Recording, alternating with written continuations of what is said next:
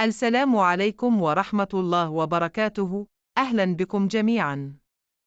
اليوم سنقدم لكم تفاصيل جديدة وصادمة في قضية الطفل عبد الرحمن طويلي رحمه الله.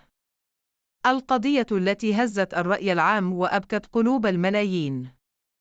الشرطة الجنائية أعلنت اليوم عن إلقاء القبض على عدد من الأشخاص المشتبه في تورطهم في الجريمة، وذلك بعد أن كانت قد ألقت سابقاً القبض على امرأة وزوجها، لتبدأ مرحلة تحقيق دقيقة للغاية.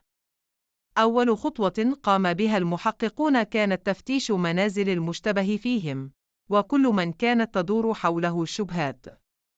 وكانت المفاجأة الكبرى حين عثرت الشرطة على أشياء غريبة تثير الرعب، رموز وطلاسم، أوراق تحتوي على كتابات غامضة، صور لأشخاص مجهولين، وشموع ملونة. دلائل كلها تشير إلى وجود نشاط مرتبط بالسحر والشعوذة. عندها بدأت الصورة تتضح شيئاً فشيئاً. لم تعد القضية مجرد جريمة عادية، بل يبدو أن عبد الرحمن كان ضحية طقوس خبيثة، طقوس يعتقد أنها من أعمال السحر الأسود. التحقيقات تواصلت بدقة مذهلة، حيث تم تتبع كل مكالمة وكل حركة، وتمت مراجعة تسجيلات كاميرات المراقبة المحيطة بمكان اختفاء الطفل. كما استمعت الشرطة لشهادات الجيران، وكل منهم كان يملك شيئاً يقوله. إحدى الجارات روت أنها في يوم اختفاء عبد الرحمن رأت امرأة وهي نفسها التي تم القبض عليها اليوم، كانت تراقب منزل العائلة وتدور في الحي بشكل مريب. شيئاً فشيئاً بدأت خيوط القصة تنكشف.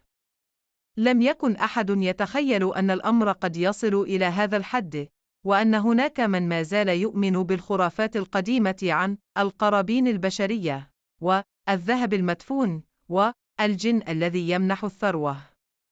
نعم، في بعض المناطق النائية من الجزائر، ما زال بعض الجهلة يعتقدون أن استخراج الكنوز يتطلب قرباناً بشرياً، وأحياناً يكون هذا القربان طفلاً صغيراً يطلقون عليه الطفل الزهري، معتقدين والعياذ بالله أن دمه يرضي الجن.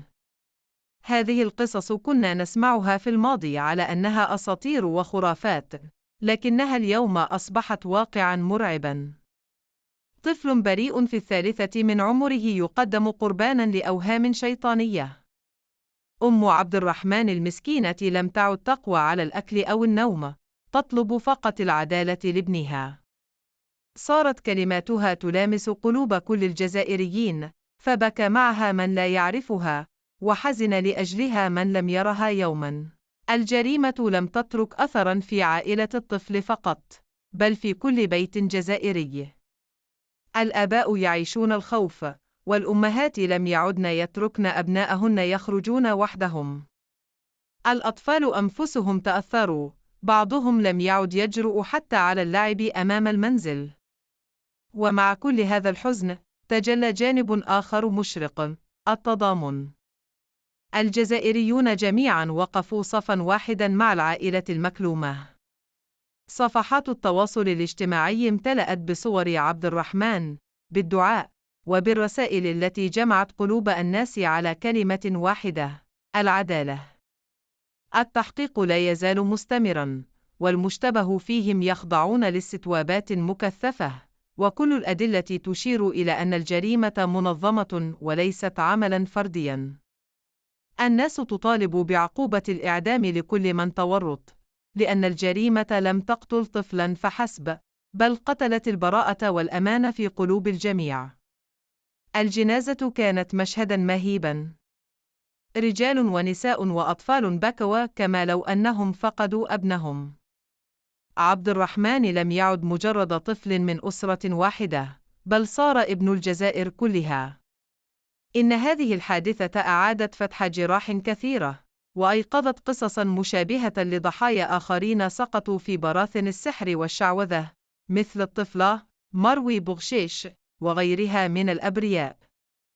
الآن أكثر من أي وقت مضى، نحن بحاجة إلى قوانين صارمة تحمي أطفالنا، وإلى وعي ديني واجتماعي يفضح خرافات الشعوذة ويحصن المجتمع من الدجل والضلال.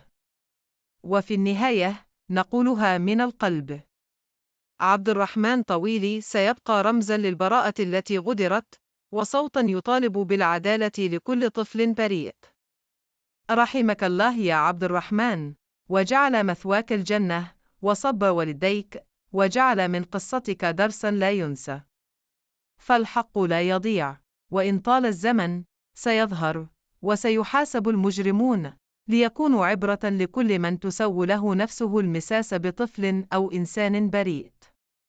وفي الختام، إخوتي وأخواتي، إذا تأثرتم بهذه القصة كما تأثرنا جميعاً، لا تنسوا دعمنا بنشر هذا الفيديو حتى تصل الحقيقة إلى الجميع. اضغطوا على زر الإعجاب، وشاركوا المقطع مع أصدقائكم، واشتركوا في القناة وفعلوا جرس التنبيه ليصلكم كل جديد. كونوا دائماً معنا، فالحقيقة لا تموت، والعدالة ستنتصر بإذن الله. شكراً لكم على المتابعة، والسلام عليكم ورحمة الله وبركاته.